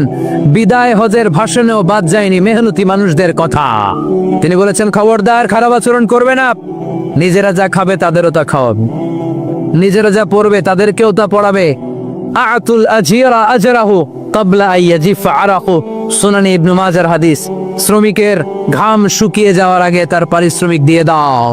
আবার বিশ্বনবী বললেন, খবরদার, সালাসাতুন আনা খাসমুহুম, কিয়ামতের দিন 3 শ্রেণীর ব্যক্তির বিরুদ্ধে আমি আল্লাহ নিজে মামলা দায়ের করব। এক শ্রেণীর ব্যক্তি হচ্ছে রাজুলুন ইস্তাওফা আজিরান ইস্তাআজারা আজিরান ফাস্তাওফা মিনহু ওয়া লাম ইয়াতি আজরা, যে ব্যক্তি শ্রমিক ভাড়া করে কাজ করালো কিন্তু তার টাকা দেয় নাই, তার পারিশ্রমিক দেয় নাই। আল্লাহ বলেন, কিয়ামতের দিন তোর বিরুদ্ধে আমি দাঁড়াবো। I will be against you in the day of judgement. কেউ তোরে কিয়ামতের দিন সাহায্য করে ছুটাতে পারবে? এজন্য খবরদার, শ্রমিকদের সাথে খারাপ আচরণ করবেন না। আবার শ্রমিক ভাইরাও যারা আছেন, আপনাদের ডিউটি যত ঘন্টা ঠিক তত ঘন্টাই পালন করতে হবে, তা না হলে কিন্তু আপনাদের উপার্জন হালাল হবে না। বিশ্বনবী সাল্লাল্লাহু আলাইহি ওয়াসাল্লামের সাথে বিশ্বনবী সাল্লাল্লাহু আলাইহি ওয়াসাল্লামের কর্মচারীর কি ঘটেছিল, এই ঘটনাটা বলেই আজকে আমরা শেষ করব। আওয়াজ করে পড়েন ইনশাআল্লাহ। আমরা অনেকে মাইক পেলে বড় বড় ভাষণ দেই, কাজের মেয়েদের সাথে খারাপ আচরণ করবেন না, শ্রমিকদের অধিকার, নারীদের অধিকার, বড় বড় এরকম বক্তব্য আছে না নাই? বিশ্বনবী শুধু শ্রমিকদের অধিকারের কথা বক্তব্যের মধ্যে সীমাবদ্ধ রাখেন নাই, ওনার ব্যক্তিগত জীবনে এগুলো পাবেন। বিশ্বনবী সাল্লাল্লাহু আলাইহি সাল্লামের অ্যাপয়েন্ট করা শ্রমিক, ওনার দাস, ওনার কর্মচারী সাহাবীর নাম ছিল আনাস রাদিয়াল্লাহু তাআলা আনহু। কি নাম ছিল? উনি বিশ্বনবীর ব্যাপারে কি কমেন্টস করছে আমরা শুনে আজকের আলোচনার ইতি টানবো। আওয়াজ করে পড়তে হবে ইনশাআল্লাহ। সাধারণত কর্মচারীরা মালিকের বিরুদ্ধে ভালো কথা বলে, ইল্লা মাশাল। অনেক মালিক আছে অনেক ভালো, তাদের ব্যাপারে আবার ভালো বলে। সাধারণত কারো ব্যাপারে যদি আপনি তথ্য নিতে চান, আপনি তার ওয়াইফের কাছ থেকে তথ্য নেন, তার কর্মচারীর কাছ থেকে নেন, তার বাড়ির দারোয়ান থেকে নেন, তার ঘরের কাজের মহিলার কাছ থেকে নেন, তার ড্রাইভারের কাছ থেকে নেন, তাহলেই তার ব্যাপারে আসল সব তথ্য বের হয়ে আসবে। দেখুন বিশ্বনবীর কর্মচারী বিশ্বনবীর ব্যাপারে কি বলে। সাহাবীর নাম সবাই বলতে হবে, সাহাবীর নাম রাদিয়াল্লাহু তাআলা আনহু। উনি বললেন, বিশ্বনবী যখন মক্কা থেকে মদিনায় হিজরত করলেন, হাজার হাজার মদিনাবাসী বিশ্বনবীর সাথে দেখা করতে গেল। যারাই দেখা করে সবাই বিশ্বনবীর হাতে কিছু না কিছু হাদিয়া দেয়। যারাই দেখা করে হাতে করে বিশ্বনবীর হাতে কিছু না কিছু দিয়ে দেয়। সুবহানাল্লাহ পড়ে। তাহাদাও তাহাব্বু, একে অপরকে হাদিয়া দিবেন, মহব্বত বাড়ায় দিবে কে? হাজবেন্ড স্ত্রীকে গিফট করবেন, স্ত্রী আবার হাজবেন্ডকে গিফট করবেন, বন্ধু বন্ধুকে গিফট করবেন, গার্লফ্রেন্ড আবার বয়ফ্রেন্ডের গিফট করতে যায় না। তাহলে ভেজাল আছে না নাই? চেক এন্ড ব্যালেন্স করতে হবে। আমি প্রায় বলি, ভালোবাসবেন জায়গা মতো। স্ত্রীকে ভালোবাসলেও সওয়াব আছে না নাই? স্ত্রীর সাথে অন্তরঙ্গ সময় কাটালেও সওয়াব আছে না নাই? কিন্তু এই সময় যদি শালীর সাথে কাটান, ঝামেলা আছে না নাই? ভাবির সাথে কাটালে ভেজাল আছে না নাই?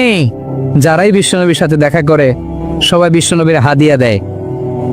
সাইয়েদনা আনাস রাদিয়াল্লাহু তাআলা আনহু বর্ণনা করেন, আমার আম্মা যেন দেখা করতে আসলেন আমাকে নিয়ে, আমি ছোট্ট আনাস। আমার আম্মা জান দেখলেন, লাম ইউকি রাজুলুন ওয়ালা ইমরাআতুন মিনাল আনসার ইল্লা তাহাফাকা বিতুহফাতিন ইয়া রাসূলুল্লাহ। আমার আম্মা এসে বলে, ও রাসূলুল্লাহ, মদিনার যারাই আপনার সাথে দেখা করতে আসলো সবাই এসে আপনারে হাদিয়া দেয়। ওয়া ইন্নী লা আকদিরু আলা মা উতহিফুকা বিহি। ও নবী, আমার তেমন কোনো সাধ্য নাই যে আমি আপনারে হাদিয়া দেব, আমার কাছে কোনো টাকা পয়সা নাই। ছোট্ট ছেলে আনাস রে নিয়ে এসে বলল, ইয়া রাসূলুল্লাহ, মদিনার সব লোকের আপনার সাথে দেখা করে আর হাদিয়া দেয়, আমি গরিব মানুষ, আমি আপনারে কি হাদিয়া দেব গো নবী? আমার তো হাদিয়া দেওয়ার মতো কিচ্ছু নাই। ইল্লা ইবনি হাযা, আমার নাড়ছেরা ধন, আমার কলিজার টুকরা সন্তান এই আনাস ছাড়া আমি আমার কলিজার টুকরা সন্তান আনাস রে আপনারে হাদিয়া দিয়ে দিলাম।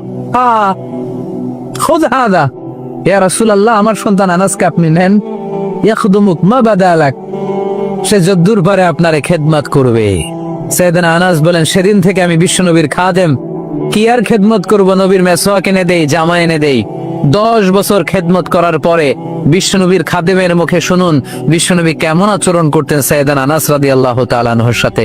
সাইয়েদনা আনাস বলেন, খাদিমতু রাসূলুল্লাহি 10 সিনিন, 10টি বছর আমি আমার বিশ্বনবীর পেয়ারা নবীর খেদমত করলাম। ফামা দরাবানি, একদিনের জন্য বিশ্বনবী আমার গায়ে হাত তোলে নাই, পড়েন সুবহানাল্লাহ। ওমা সাব্বানি, একদিনের জন্য আমার গালি দেয় নাই, বকা দেয় নাই। ওমা আবাসা ফি ওয়াজহি, একদিনের জন্য বিশ্বনবী বিরক্তির চেহারা নিয়ে আমার দিকে তাকায় নাই, ভ্রু কুচকে এরকম আমার দিকে তাকায় নাই। আমরা রেগে গেলে, বিরক্ত হলে কি করি? আমাদের ভ্রুগুলো কুচকে যায়। আনাস রাদিয়াল্লাহু তাআলা আনহু বললেন, একদিনের জন্য আমারে পিট্টি দেয়া তো দূরের কথা, আমাকে পিটানি দেয়া তো দূরের কথা, আমাকে মারে নাই, আমাকে গালি দেয় নাই, কোনোদিন আমার দিকে বিরক্তির সাথে তাকায় নাই। ওয়ালা ক্বালা লি লিমা সানাআতা ওয়ালা লিমা লা সানাআতা, কোনোদিন এও বলে নাই আনাস এটা কেন করলা, ওইটা কেন করো নাই, চিৎকার করে পড়েন সুবহানাল্লাহ। এজন্য বিশ্ব নবীর মতো আমাদেরকে আমাদের শ্রমিকদের সাথে, অধীনস্থ কর্মচারীদের সাথে আচরণ করতে হবে। রাজি আছি তো সবাই? এন্তেকালের আগে বিশ্বনবী সাল্লাল্লাহু আলাইহি সাল্লাম 2টা কথা বললেন। কয়টা? 1 নম্বরে বিশ্বনবী সাল্লাল্লাহু আলাইহি সাল্লাম বললেন, আসসালাত, আসসালাত, নামাজ, নামাজ, উম্মতেরা নামাজ, নামাজ ছেড়ে দিও না। 2 নম্বরে বিশ্বনবী বললেন, ওয়ামা মালাকাত আইমানুকুম, খবরদার অধীনস্থ কর্মচারীদের সাথে খারাপ আচরণ করো না। আমরা খুব দুঃখের সাথে লক্ষ্য করেছি, পত্রপত্রিকায় এসেছে, মানবাধিকার কর্মী, নারী আন্দোলনের কর্মী মাইক পেলে বড় বড় ভাষণ দেয়, আপনারা কর্মীদের সাথে ভালো আচরণ করবেন, কাজের মেয়েদের সাথে ভালো আচরণ করবেন, কিন্তু ওদের বাড়িতে এই কাজের মেয়েরা নির্যাতিত হয়, চিল্লায় বলেন ঠিক কিনা? আহা, পত্রিকার রিপোর্ট দেখে অবাক লাগে। খুন্তি দিয়ে চুলায় লোহা গরম করে পিঠে শেক মেরেছে, এরকম আছে না নাই? বিশ্বনবী সাল্লাল্লাহু আলাইহি সাল্লাম বলেছেন, খবরদার কিয়ামতের দিন তাদের বিরুদ্ধে আল্লাহ মামলা দায়ের করবে। আমরা যেন কখনো আমাদের অধীনস্থ কর্মচারীদের সাথে খারাপ আচরণ না করি। আল্লাহ তুমি তৌফিক দাও, আমরা পড়ি আমিন। এজন্য শ্রমিক মালিকের সম্পর্ক হচ্ছে চেক এন্ড ব্যালেন্সের সম্পর্ক। যারা শ্রমিক তাদের দায়িত্ব হচ্ছে মালিকের যে হক সেটা আদায় করা, যত ঘন্টা তার সাথে চুক্তি হয়েছে তার পুরোটা আদায় করা। আর মালিকের উচিত অধীনস্থ কর্মচারীদের সাথে ভালো আচরণ করা। আমরা যেন এই চেক এন্ড ব্যালেন্স করতে পারি, আল্লাহ তুমি তৌফিক দাও। যে আয়াত দিয়ে শুরু করেছি ওই আয়াত দিয়ে শেষ করব। আল্লাহ বলেছেন, ফাইদা কুদিয়াতিস সালাতু ফান্তাশিরু ফিল আরদ, যখন নামাজ শেষ হয়ে যায় জমিনে ছড়িয়ে পড়ো, রিজিক তালাশ করো। আবার নামাজের সময় হলে মসজিদে চলে আসো। তার মানে কাজের সময়, আওয়াজ তো ছোট হয়ে গেল, চিল্লায় বলতে হবে, কাজের সময়, নামাজের সময় পরিশ্রমে কোনো লজ্জা নেই। লজ্জা হলো আর অলসতাকে আজকের মাহফিল থেকে আমরা সবাই কি বলে দিলাম? এই বিশ্বনবী সাল্লাল্লাহু আলাইহি সাল্লাম ছিলেন বিশাল বড় হৃদয়ের অধিকারী, কখনো রেগে যেতেন না, ওনাকে আঘাত করলেও রাখতেন না। আল্লাহ রাসূল সাল্লাল্লাহু আলাইহি সাল্লাম যখন সালাতে দাঁড়াতেন মক্কায়, রুকুতে গেলে কাফের মুশরিকরা ওটের পচা নাড়ি ভুড়ি এনে বিশ্বনবীর গায়ের উপরে ঢেলে দিত। নাউজুবিল্লাহ পড়বেন না? বিশ্বনবী সাল্লাল্লাহু আলাইহি ওয়াসাল্লাম রাখতেন না, নিজের উপর অ্যাটাক হলে কখনো রাখতেন না। শুধু ইসলামের বিধান লঙ্ঘন হলে তিনি রেগে যেতেন। আল্লাহর আইনের ব্যাপারে কেউ কথা তুললে রেগে যেতেন। গায়ের উপর শারীরিক অত্যাচারে রাখতেন না। তায়েফের ময়দান তার প্রমাণ। দাওয়াত দিতে গেলেন, রক্তাক্ত হলেন। 3 জায়গায় বিশ্বনবীকে অ্যাটাক করে রক্তাক্ত করা হলো। এত সুন্দর দেহ, এত শুভ্র দেহ, এত সুন্দর স্কিনের মানুষ ছিলেন, এই মানুষটাকে পিটিয়ে পাথর মেরে রক্তাক্ত করা হয়েছে। তিনি রাগেন নাই, ক্ষমা করেছেন। কি করেছেন? ক্ষমা। একবার উটের উপরে বসা এক বেদুইন এসে বিশ্বনবীর চাদর ধরে টান দিলেন। চাদরটা ছিল বুরদুন নাজরানি, নাজরান এলাকা থেকে আনা। এই চাদরের কর্নারে খসখসে ডিজাইন করা ছিল। ওই বেদুইন এসে ইয়া মুহাম্মদ বলে টান দিয়েছে যখন চাদর, এই খসখসে অংশ ঘাড়ের মধ্যে লেগে বিশ্বনবীর ঘাড়ের চামড়া ছিঁড়ে গিয়েছে। বিশ্বনবী সাল্লাল্লাহু আলাইহি ওয়াসাল্লাম তাকিয়ে শুধু একটা মুচকি হাসি দিলে। কি করলেন? আপনার ঘাড়ের এখানে চামড়া যদি কেউ ছিঁড়ে ফেলতো, আসছে ভিক্ষা চাইতে, আবার চামড়া ধরে টান দিয়ে আপনার ঘাড়ের চামড়া ছিঁড়ে ফেলছে, আপনি কি করতেন? কি করতেন? একজনকে মাইরে শোয়াই ফেলাইতাম। তার মানে ঠিকই আমরা ওরে মারতাম। বিশ্বনবী সাল্লাল্লাহু আলাইহি ওয়াসাল্লাম তাকালেন, তাকিয়ে একটা মুচকি হাসি দিলেন। জীবনের সব সমস্যার সমাধান নিহিত এই মুচকি হাসির ভেতরে। এই জন্য বিষ্ণু ইসলাম সব সময় সিচুয়েশনকে কুল ডাউন করার জন্য মুচকি হাসতেন। কানা ইয়াতাবাসসাম, একটা এক চিলতে মুচকি হাসি বিশ্বনবীর চেহারায় লেগেই থাকতো। You smile to your brother, it's a charity. তাবাসসুমুকা ফি ওয়াজহি আখিকা সাদাকা, তুমি যখন তোমার ভাইয়ের চেহারার দিকে তাকিয়ে মুচকি হাসি মারো, এতেও আল্লাহ আমলনামায় সওয়াব দিয়ে দেয়। আমার হাবিবের মতো সুন্দর মানুষ পৃথিবীতে কেউ ছিল? অনেকেই একটা ভুল ধারণা রাখেন আর বলেন নবীদের মধ্যে সবচেয়ে সুন্দর নাকি ছিল ইউসুফ আলাইহিস সালাম। এটা ঠিক, উনি অনেক সুন্দর, কিন্তু আমার নবীর চাইতে বেশি সুন্দর না। আল্লাহর হাবিব বলতেন আনা মালিহুন ওয়া আখি ইউসুফ সাবিহুন, আমি হচ্ছি লাবণ্যময় সুন্দর আর আমার ভাই ইউসুফ হচ্ছে সাদা সুন্দর। একদিকে লাবণ্যময় সুন্দর, আরেকদিকে সাদা সুন্দর, কোনটার দাম বেশি?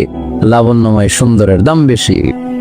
ইউসুফ আলাইহিস সালামের চেহারার সৌন্দর্য দেখে মিশরের নারীরা লেবু কাটতে কাটতে আঙ্গুলও কেটে ফেলছিল। এত সুন্দর ইউসুফ নবীর চেহারা, লেবু কাটতে কাটতে লেবু কাটা শেষ, ছুরি আর থামে নাই, এরপরে আঙ্গুল কাটাও শেষ। কোরআন সাক্ষী, আল্লাহর কোরআন বলে ওয়াকাত্তা'না আইদিয়াহুন্না। আম্মা জান আয়েশা রাদিয়াল্লাহু তাআলা আনহা যখন এই ঘটনা শুনলেন, তিনি মিশরের নারীদেরকে ডেকে বললেন, ও মিশরের নারীরা, তোমরা ইউসুফ নবীর চেহারা দেখে লেবু কাটতে যে আঙ্গুল কেটে ফেলেছো, ওই জায়গায় ইউসুফ নবী না হয়ে যদি আমার স্বামী বিশ্বনবী মুহাম্মদ সাল্লাল্লাহু আলাইহি ওয়াসাল্লাম হতো, তাহলে লেবু কাটতে যে তোমরা আঙ্গুল নয় কলিজাটা কেটে খান খান করে দিতা। এজন্য বিশ্বনবীর চাইতে সুন্দর কেউ আছে? চাঁদের চেয়ে সুন্দর তুমি নবী আমার কামলিওয়ালা, চাঁদের চেয়ে সুন্দর তুমি নবী আমার কামলিওয়ালা, দু জাহানের বাদশাহ তুমি প্যারা নবী সাল্লে আলা, দু জাহানের বাদশাহ তুমি প্যারা নবী সাল্লে আলা, চাঁদের চেয়ে সুন্দর তুমি নবী আমার কামলিওয়ালা। সুবহানাল্লাহ পড়েন। তুলনাহীন, অতুলনীয়, ইউনিক, আনপ্যারালাল, মহামানব, অসাধারণ মানুষ। আল্লাহর হাবিব বললেন আল্লাহ গোটা বিশ্বের মানুষকে দুই ভাগ করলেন। কয় ভাগ? জান্নাতি, জাহান্নামী। আল্লাহ আমাকে জান্নাতীদের মধ্যে ঢুকালেন। জান্নাতীদেরকে আল্লাহ পৃথিবীতে বিভিন্ন দেশে ফেললেন, আল্লাহ আমাকে মক্কা শহরে ফেললেন। মক্কা শহরে অনেকগুলো গোষ্ঠী আছে, আল্লাহ আমাকে কুরাইশ গোষ্ঠীর মধ্যে ফেললেন। কুরাইশ গোষ্ঠীতে অনেকগুলো খানদান আছে, আমার আল্লাহ হাশমি খানদানে ফেললেন। হাশমি খানদানে অনেক পরিবার, আমাকে শ্রেষ্ঠ পরিবার আব্দুল মুত্তালিবের পরিবারে ফেললেন। আমার পরিবারে অনেক মানুষ, এই সবগুলো মানুষের মধ্য থেকে আল্লাহ আমার শ্রেষ্ঠ মানুষ বানিয়ে পৃথিবীতে পাঠালেন।